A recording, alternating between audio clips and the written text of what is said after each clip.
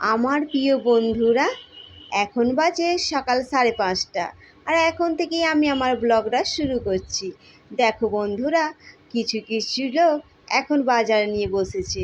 আর জানো, এই রাস্তার ধারে ধারে বাজার বসে, তাই সকাল থেকেই এক একজন বসে গেছে। আর এইদিকে দেখো, এই সাইডটাই মাছ বসেনি, সেটা কিন্তু এখনও বসেনি। আর জানো বন্ধুরা, এখানে সকালটা শুরু হয় গাড়ির আওয়াজ আর বাস গাড়ি দেখে আর বড় বড় বাড়ি দেখে।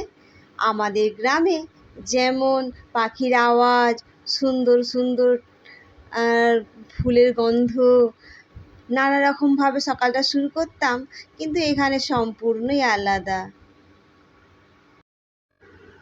চলো এবার ব্রাশ করবো, তাই ব্রাশ হাতে নিয়ে বাথরুমের দিকে যাচ্ছি। আর এখানে একটা রুম আছে। তো যাই হোক আমার প্রিয় বন্ধুরা, শুভ সকাল। তোমরা যে যেখান থেকে আমার ভিডিওটা দেখছো সকলেই ভালো আছো আর সুস্থ আছো, আর আমিও খুব ভালো আছি গো। আমি জ্যোৎস্না, আমার ব্লগ চ্যানেলে তোমাদের সকলকে স্বাগত আর অনেক অনেক ভালোবাসা রইল। বন্ধুরা, সকালেই এখানে রান্না করতে শুরু করি, আর সকাল থেকেই তাই রান্না বসিয়ে দিয়েছি, কারণ তোমাদের তো দাদা ভাই খেয়ে দিয়ে যাবে, সেই জন্য আমি ভাতটা বসিয়ে দিয়েছিলাম এদিক থেকে। আর বাসনপত্র ধোয়া হয়ে গিয়েছিলো। আর তোমাদের দাদাভাই বাজার থেকে জিনিসপত্র নিয়ে এসেছে, আলু পেঁয়াজ যা কিছু সবজি মাছ। আমি এখন সবজি কটা ঢাললাম না, রেখে দিলাম। আর এদিকে মাছটা ধুয়ে নিয়েছি, আর ভাতটা দেখো হয়েই গেছে। মাছ ভাজতে শুরু করে দিয়েছি, আর কিছু মাছ ভাজাও হয়ে গেছে। আজকে শুধু একটু টমেটো আলু দিয়ে মাছের ঝোল বানাবো, আর একটু সবজির তরকারি বানাবো। তো এদিক থেকে রান্না বান্না আমার কমপ্লিট হয়ে গিয়েছিল। আর তারপরে আমি একটু টিফিন করে নিয়েছিলাম।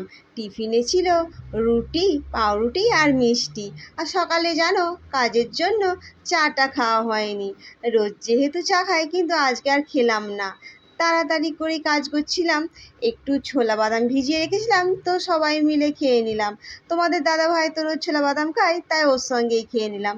তোমাদের দাদাভাই খাওয়া দাওয়া সেরে চলে গেল। আর এদিক থেকে আমি আমার কিছু কাজ করে নিচ্ছি। কিছু জামা কাপড় ছিল এলোমেলো হয়ে পড়ে, সেগুলো গুছিয়ে নিচ্ছি আলনাটা মুছে।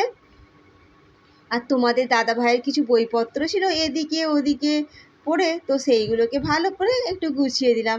আর গোছানোর জায়গা বলতে সেরকম কিছু নেই যে গুছিয়ে রাখবো, তাই আলনার নিচেটাতেই আমি ভালোভাবে গুছিয়ে রাখছি। তো এখানে তো ঘর ভাড়াই থাকে, তো সেরকম কিছুই নেই, শুধুমাত্র একটা খাট আর একটা আলনা রয়েছে। তো এর মধ্যেই আমি একটু সাজিয়ে গুজিয়ে নিচ্ছি, জানো তো। তোমার গুছানো হয়ে গেছে, আমি এখন একটু ঝাড় দিয়ে দিলাম। কালকে জানো, খাটের তলাটা ঝাড় দিয়ে দিয়েছিলাম, তো সেটা তোমাদের সঙ্গে শেয়ার করা হয়নি। আর ঝাড়টার দিয়ে হাত ধুয়ে এসে আমার যে যে গণেশ ঠাকুরটা আছে, এটা আমি মুছে দিচ্ছি। এটা জানো, আমি এখানে মেলা থেকে কিনেছিলাম। আর আমি রোজ ধূপ দিই, তো সকালে যেহেতু গা কাপড় একটু নিয়েছিলাম আর জামাটা বাজারে নিয়েছিলাম, সেই জন্য ঠাকুরটা মুছে নিলাম। আর এদিক থেকে দেখো, টুলটাও মুছে নিচ্ছি। আর এই যে দেখছো, এটা কিন্তু আমার না, এটা তোমাদের দাদা ভাইয়ের। ও ভিডিও বানায়, সেই জন্য। ও আসলে এডুকেশনাল একটু ভিডিও বানায়, আর সেই জন্য ওর এখানেই থাকে। এটা কিন্তু আমার না, দেখলাম।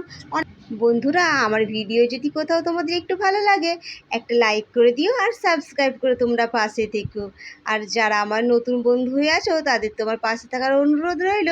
আর যারা পুরনো বন্ধু হয়ে আছো, তাদের অসংখ্য ধন্যবাদ আমার পাশে থাকার জন্য।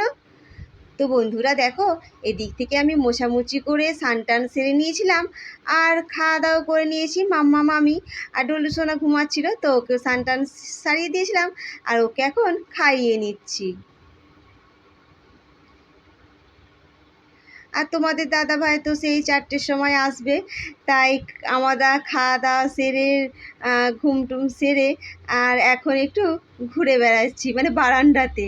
আর বারান্দা দিয়ে রাস্তার দিকে তাকিয়ে রয়েছি কখন আসবে।